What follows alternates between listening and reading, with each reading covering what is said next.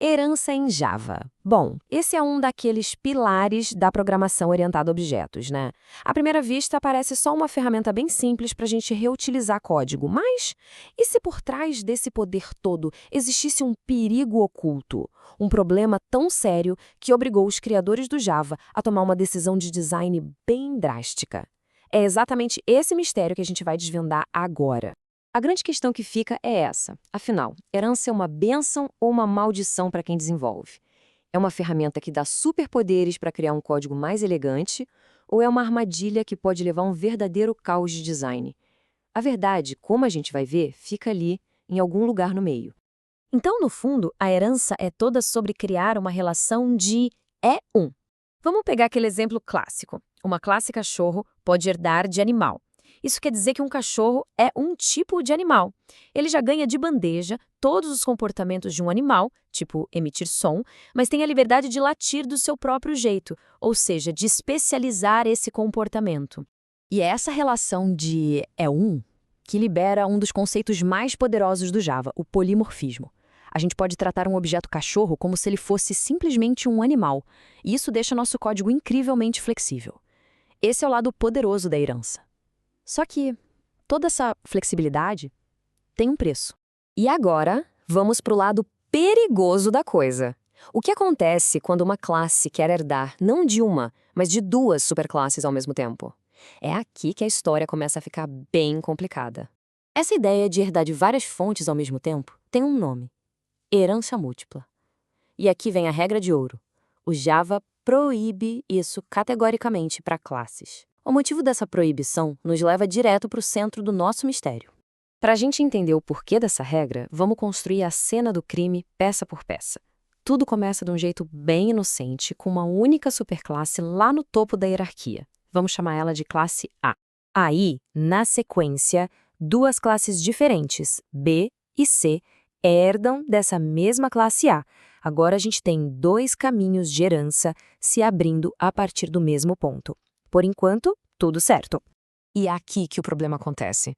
Uma quarta classe, a classe D, aparece lá na base e tenta juntar esses dois caminhos, querendo herdar tanto de B quanto de C ao mesmo tempo. E pronto, tá aí. As quatro classes formam a figura de um diamante. Essa forma visual é a chave para a gente entender por que tudo está prestes a dar muito errado. Agora, vamos tentar pensar como a máquina virtual Java. Se a classe D precisa usar um método que foi definido lá na classe A, qual caminho ela deve seguir? O que veio através de B ou o que veio através de C? É uma encruzilhada. A JVM fica simplesmente paralisada. E o pesadelo se torna real mesmo se tanto B quanto C tiverem suas próprias versões daquele método herdado de A. Agora, a classe D está olhando para duas implementações diferentes, conflitantes, uma de cada pai. Qual delas ela deve escolher? Simplesmente não existe uma resposta certa. Então, o ponto crucial é esse: a ambiguidade. Essa incerteza mortal é conhecida como o problema do diamante. E foi exatamente para evitar esse caos que os criadores do Java simplesmente proibiram essa situação de acontecer com classes. Fim de papo. Mas a história não acaba aqui, não. O pessoal que desenvolve ainda queria os benefícios da herança múltipla. Então, o Java ofereceu uma rota de fuga, uma solução muito inteligente e elegante usando interfaces. Antes do Java 8, a solução era genial de tão simples. Interfaces eram só contratos, sabe? Elas diziam o que um método deveria fazer, mas não como. Desse jeito, se uma classe implementasse duas interfaces com o mesmo método, não tinha conflito. A classe era obrigada a criar sua própria implementação do zero. Problema resolvido. E aí veio o Java 8 e trouxe uma reviravolta, os Default Methods. Eles permitiram colocar código de implementação direto nas interfaces. A pergunta que todo mundo fez foi: ué, mas isso não trouxe o problema do diamante de volta dos mortos? E se a gente tentar criar exatamente aquela situação de conflito com uma classe implementando duas interfaces que tenham o Default Method com a mesma assinatura? O compilador do Java imediatamente barra a gente com um erro de compilação. E aqui está a solução elegante do Java moderno. Em vez de simplesmente proibir, o compilador força quem está desenvolvendo a resolver a ambiguidade. É preciso sobrescrever o método na classe e dizer de forma explícita qual implementação usar com aquela sintaxe especial, tipo a.super.método, etc., para chamar a versão da interface A. É uma solução que nos dá poder, mas também a responsabilidade de escolher. Certo, agora que a gente já entendeu a teoria e os perigos, vamos para a parte prática. No dia a dia, quando é que a gente deve realmente usar herança? As diretrizes são bem claras. Use herança só quando uma classe realmente é um tipo da outra, quando o objetivo principal for usar polimorfismo e quando existir um comportamento compartilhado muito forte entre elas. Usar herança só para reaproveitar um ou dois métodos, isso já é um sinal de alerta. E isso nos leva à regra de ouro do design de software, um conselho que vale a pena anotar.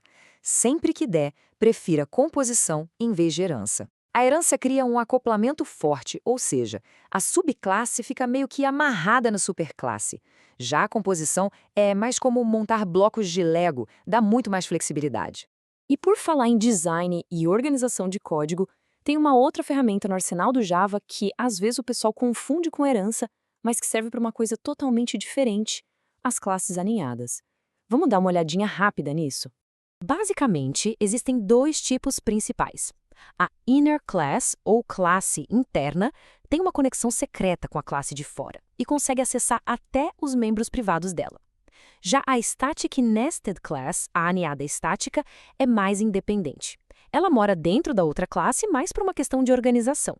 A dica é: se a classe interna não precisa conversar com a de fora, o melhor é declará-la como estática.